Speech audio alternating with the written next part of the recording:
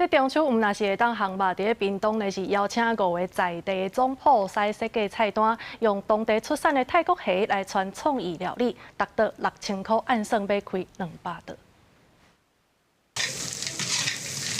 甲虾啊等落去鼎内，含蒜头、番姜、盐水做伙炒，煸几下了后，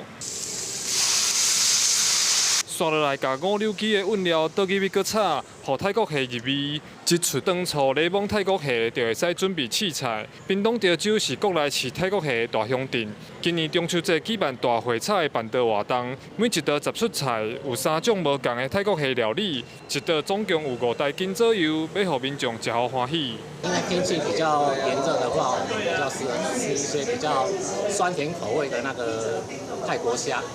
这样子料理起来口感也不错，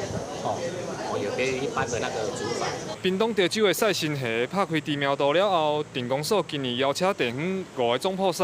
设计用泰国虾料理办桌，一道6000块，按算要开200桌。初八开始会使订，到11点左右，电工所统计已经订超过50成。考虑到环保的一个问题，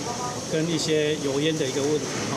那我们今年特别改变方式，采用会炒的一个方式，圆桌的方式来做处理，让各位乡亲或者是来潮州的游客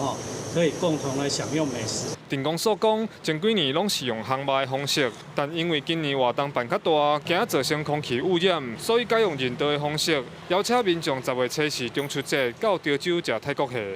记者柯炳哲，屏东报道。